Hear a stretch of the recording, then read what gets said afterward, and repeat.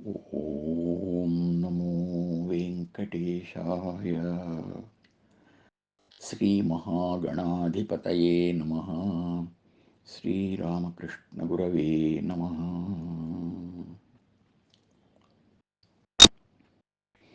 కామోర్మి ఒక్కటొక్కటి ధూమోర్మియగాగ నీకు ధూపమొసగెదన్. కామాళిగాల్చి మల్లెల పూమాలగ నన్ను గొమ్ము మోహన రూపా. కమనీయమైన కాంతితో కనువిందు చేసే స్వామి వెంకటేశ్వర, నాలో కోరికలు పరంపరగా అనంతంగా పుట్టుకొస్తున్నాయి, తీవ్రమైన అలజడి కలిగిస్తున్నాయి. వీటిని ఎలాగైనా తొలగించు స్వామి అని నీకు ధూపం సమర్పిస్తున్నాను. ఈ అగరువత్తులు భస్మమవుతూ పొగను తెరలు తెరలుగా పరంపరగా వదిలేస్తూ మంచి సుగంధాన్నిస్తున్నాయి. ఈ పొగ తెరలలాగా నా అజ్ఞానపు కోరికలను తొలగించి సుగుణాలు అనే సుగంధాన్ని ప్రసాదించు స్వామి. మల్లెల పూమాలగా నన్ను స్వచ్ఛమైన సత్వగుణ పూర్ణిగా చేసి నీకు అలంకారంగా చేసుకో తండ్రి అని ప్రార్థిస్తున్నాం. ఊర్మి అంటే ఆగకుండా సాగే అలజడి. మనలో 6 విధాలైన ఊర్ములు ఉంటాయి. వాటిని షడూర్ములు అంటారు. ఆకలి దప్పులు, శోకమోహాలు, జరామరణాలు. ఆకలి, దప్పి, ముసలితనం, మరణం, ఈ 4 భౌతికమైన శరీరానికి సంబంధించిన బాధలు.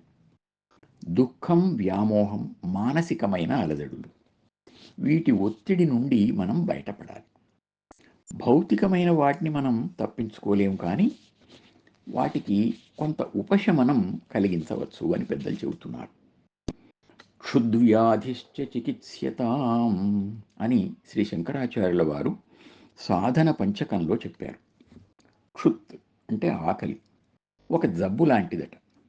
దానికి మందు వేసినట్లు ఆ ఆకలి తీరడం కోసం తీసుకునే ఆహారాన్ని కూడా మితంగా, హితంగా, ఆరోగ్యానికి తోడ్పడేంతగా గమనిస్తూ తీసుకోవాలట. అలాగే వృద్ధాప్యం వయస్సులో ఉన్నప్పుడు ప్రవర్తించినట్లు కాకుండా గుర్తిస్తూ నడుచుకోవాలి. అదేవిధంగా మరణం ప్రకృతి సహజం, అది కూడా శరీరానికే, నాకు కాదు, నేను జీవుణ్ణి, శాశ్వతుణ్ణి అనే గట్టి నమ్మకం, అవగాహన పెట్టుకోవాలి. ఇలా భౌతికమైన అలజడుల తీవ్రతను తగ్గించుకోవచ్చు. ఇక మానసికమైన దుఃఖ వ్యామోహాలకు ఉపశమనం స్వామి కరుణతో మాత్రమే జరగాల్సింది.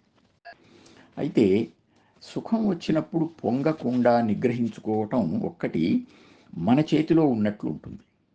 ఆ ప్రయత్నం కొంత చేస్తే దానికి ప్రతిగా దుఃఖ తీవ్రత కూడా తగ్గే అవకాశం ఉంది. అలాగే భగవంతుని పట్ల వ్యామోహాన్ని పెంచుకుంటే లౌకిక వ్యామోహం తగ్గే అవకాశం కూడా ఉంది.